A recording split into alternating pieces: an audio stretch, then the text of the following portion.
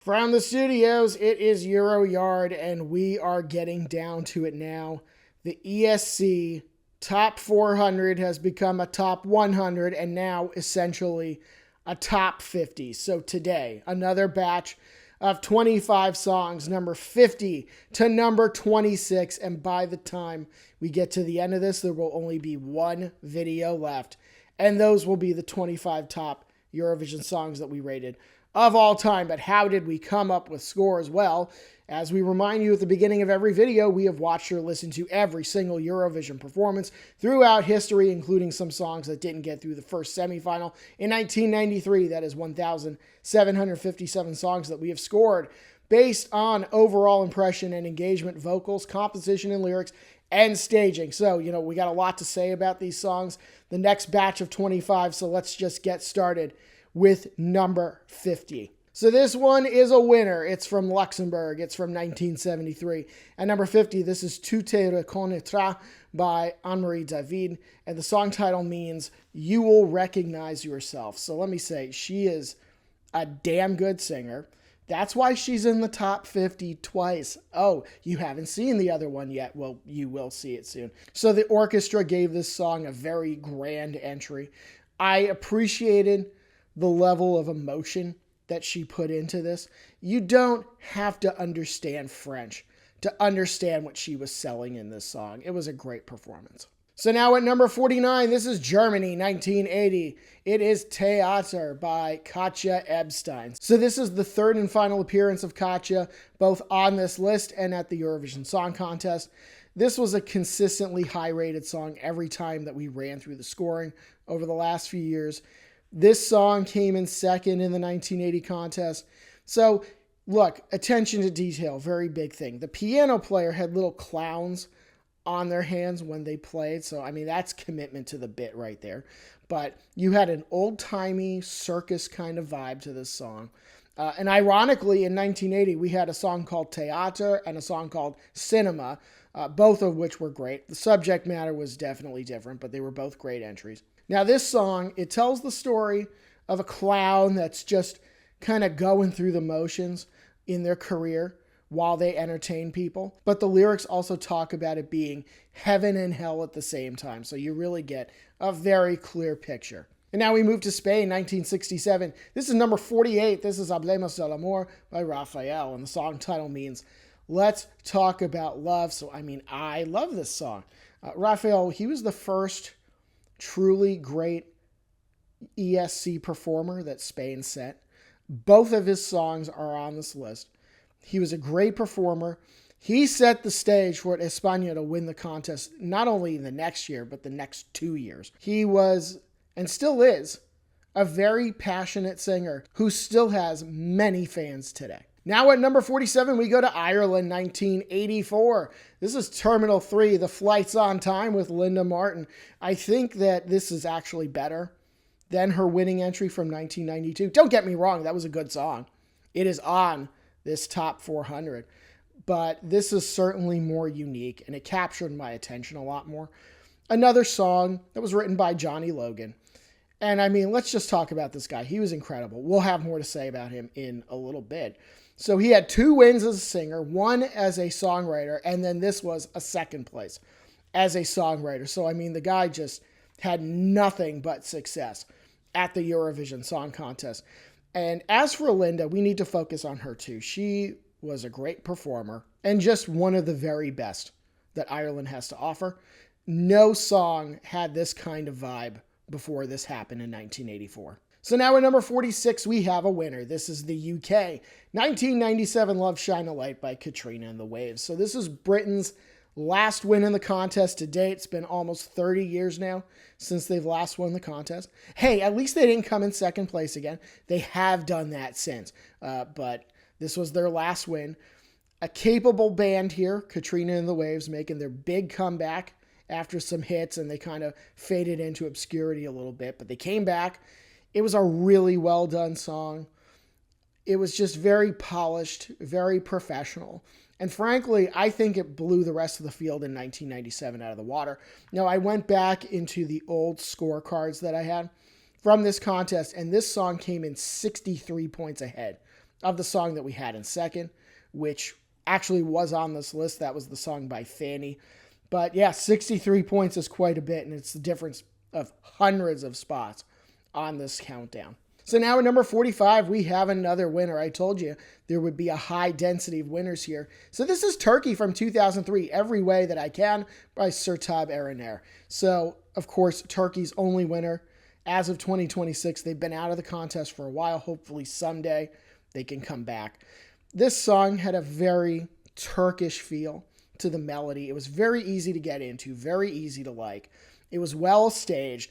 I like the illusion that they had on stage with the ribbon coming out from Sertab and going in several directions. I thought that was a great visual. Maybe not the cleanest vocals that you hear, but you also got to remember that she was singing and doing a pretty good job overall, I think, singing while she's putting in this very energetic performance. So I really think it was a strong effort, and all of that made up for any other flaws that maybe the song had. And hey, let's talk about Johnny Logan. Ireland, 1980. Another winning song, number 44, What's Another Year?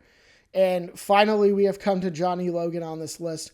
All the way up at number 44 is the first time we see him. So you can pretty much read into that, I think.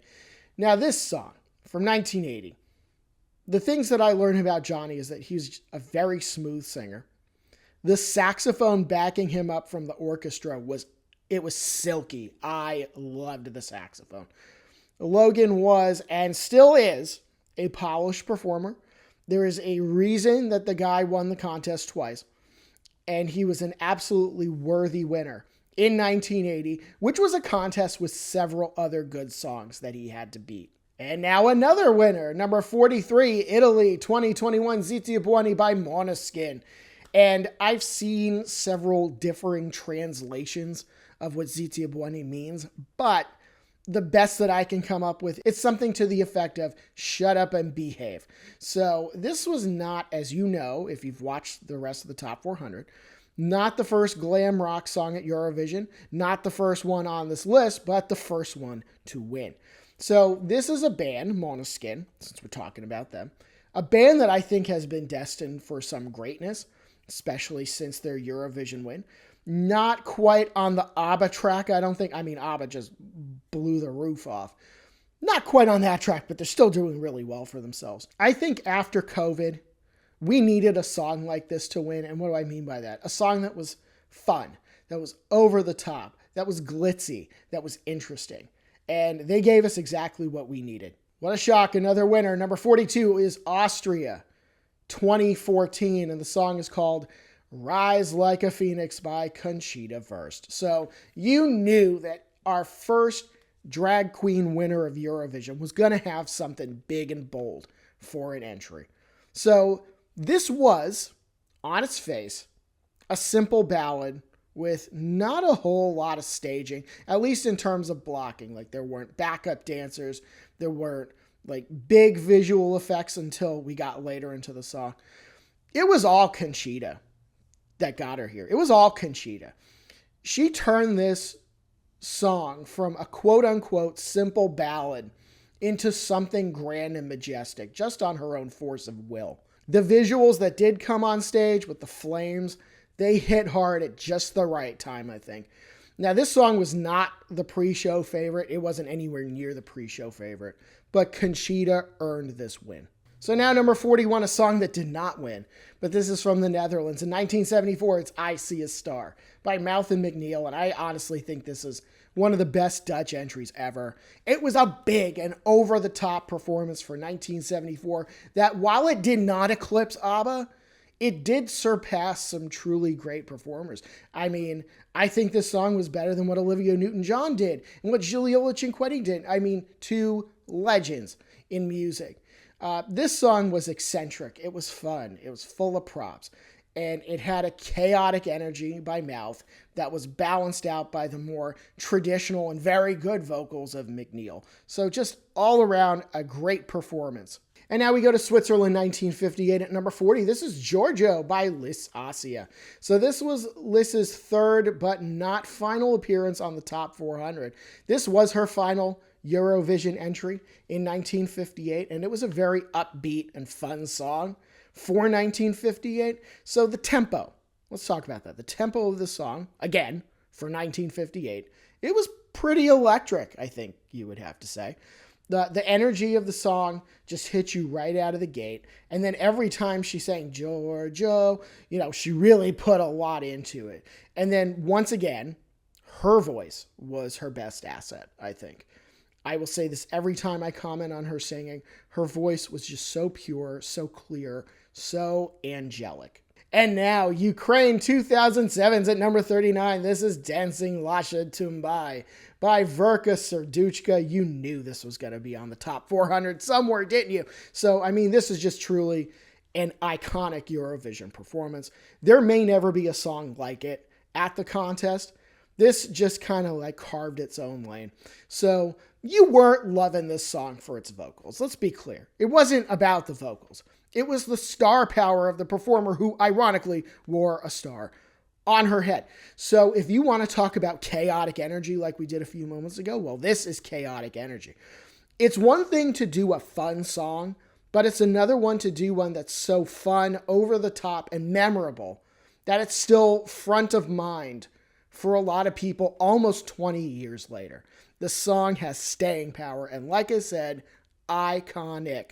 So now let's get back to the winner's circle. At number 38, this is Norway, 1985. A lot of swinging by Bobby Socks. So the song title means Let It Swing. And Elizabeth and Hannah, they got their big win. This was Norway's first win at the contest after decades of finishing near the bottom. They finally break through and win the contest.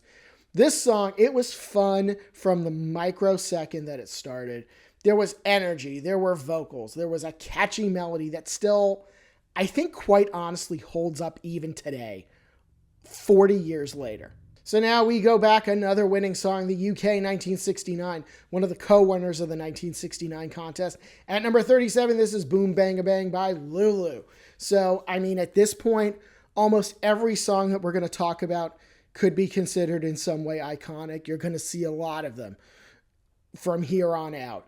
Lulu is another one. She had a big career after Eurovision, but she also was known in music before Eurovision, and this certainly didn't hurt. So this song, Boom Bang a Bang, it had a fresh sound, and Lulu, I think, sold it in a way that was very effective back in 1969. Might even be effective today. It's still pretty good. But now we move forward. Another British entry, this one from 1977 at number 36. This is Rock Bottom by Lindsay DePaul and Mike Moran. So speaking of somebody who would go on to be an icon in British music, you have Lindsay DePaul right here. This was a completely unique sound that, as far as I know, has only ever been done once in Eurovision history. And that was right here in 1977. So even though it was kind of an old-timey sort of sound, they still found a way to make it sound fresh, make it sound lively, make it sound fun. And of course, they had props, like they had the newspapers, they had the pianos, and they made it a lot of fun, and they deserve all the credit for it. And of course, this one also came in second. So now, Australia 2016 at number 35. This is Sound of Silence by Dami Im. And I think the only word that I can use to describe Dami during this performance is radiant. She just emanated stage presence in this song. She owned it completely. And her vocals, they were just absolutely killer. Especially towards the end.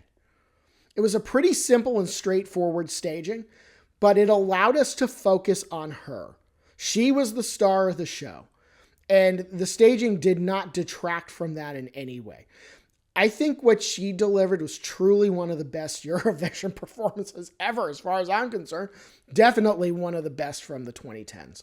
And now backing up, another British entry here from 1965. At number 34, this is I Belong by Kathy Kirby. So this is a very peppy and light yet energetic song by Britain here. Yet another second place finish. Now Kathy, she had a big voice. She sold it very well. And I'll also give the composer here their due as well, because the arrangement of this song, I think this would have gotten me moving back in 1965. This was a really fun song. So at number 33, it's the UK's entry from 1959. This is Sing Little Birdie by Pearl Carr and Teddy Johnson. So this was the first time that Britain would finish second in the Eurovision Song Contest. Definitely would not be the last. So whereas the last song I would say was peppy, this song I would say was jolly. And it was a very cute song. This cheery number was among the best that the UK has ever sent to the contest. I was getting a bit of Bing Crosby crooner energy from Teddy, which certainly is not a bad thing. And they also came with props and the chemistry they had. Obviously, they were a husband and wife duo, so you would hope they have chemistry. It was pretty unmatched. So they also didn't overuse the whistling that they did in the song. I think it was just the right amount. Too much can be bad for a song, as you would see on my score sheets. But I think they got everything just right here. And now back to the winner's circle, Sweden, 1999 at number 32. This is Take Me to Your Heaven by Charlotte Nilsson. So a light, bubbly, happy song from 1999, which it didn't necessarily sound like it was from 1999, but it kind of has a timeless character to it. And as you also saw at the 2024 contest, it's a pretty good song to sing along to. Like, this song was pretty much made for Eurovision karaoke. If you ever find a Eurovision karaoke night, someone's got to sing this song. And if they don't, then I really don't know what to tell you. So I think that this was the best song in 1999 by a mile, or if you prefer the metric system, 1.62 kilometers. On our score sheets, we had this song 60 points ahead of the song in second. So a very, very strong performance. So at number 31, an obviously iconic British entry from the UK, 1968. Congratulations by Cliff Richard, who is now Sir Cliff Richard. I don't believe he was at the time, but he is now. People still listen to this song almost 60 years later.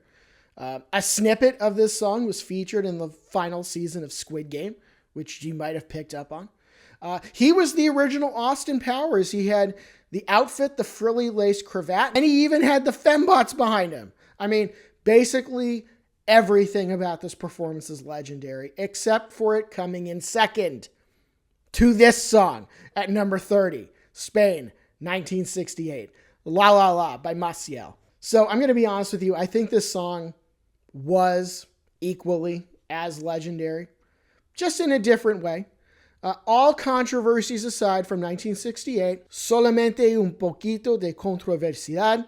I actually thought that this song was great. Maciel had a hell of a good voice, and when you consider that she got parachuted into this singing role just a few weeks before the contest, how she nailed it this well in such a short time shows her off as a performer, and I just love the head bob. I don't know why. Sometimes I just do that. And now we go to Belgium, 2015, at number 29, Rhythm Inside by Loic Noté. So this is one of the most unique songs I have ever heard at the contest. In fact, I would even go so far as to say it was pure artistry. Every detail and element of the concept was thought through, and everything worked. The vocals, the staging, the lyrics that live rent-free in my brain about the wicked ways down below. It might be an unpopular opinion, but I think this is by far Belgium's best entry. It wasn't the sort of music that I would seek out on my own, but it won me over right away. And now another winner, the Netherlands, 1975 at number 28. This is Ding a Dong by Teach-In, and this is just a very, very 70s song with a great melody. Really one of the best the Dutch have to offer, and an all-time great song. So the song is about a lost lover. You hear that mentioned a few times, but they managed to still make it really happy and, yes, iconic. Now here's perhaps another unpopular opinion, but I think the Dutch version might be even better. Just two to go here in this batch, and another winner, Ireland, 1987. I told you we wouldn't have to wait long to see Johnny Logan again. Number 27 is Hold Me Now, his winning song from 87, and his second winner, and I think it was his better winner. He aced pretty much every category on our score sheet. I think this was the best song in 1987 by a wide margin. There's just no way to describe this song that doesn't involve saying that it was polished, powerful, and just really well done in general. He had such a command of the stage that it was clear that nobody was going to beat him that year. And the last one in this batch, another winner, Luxembourg, 1965 at number 26, Poupée de Cire, Poupée de Son by France Gall. And the song title means roughly wax doll, rag doll. So this was essentially the first true pop song to win Eurovision. Was it the first song to win that had elements of pop? Probably not. Because like Tom Pilly B, maybe you could say had some elements of it, maybe. But this was the first song to win that was all pop music. And it's why I regard 1965 as kind of a transformative contest, because it opened the door to more songs like it. Like, for example, 2 years later, Sandy Shaw would win with her song. So the vocals, I think, lowered the overall score a little bit for me, but the song packed so much punch in every other area that it just soared up the scoreboard, both in 1965 and with us. So guess what? There's only one video left. 25 songs to go on the ESC Top 100 Countdown at Euroyard. Like and subscribe. Follow us on social media. We'll see you soon.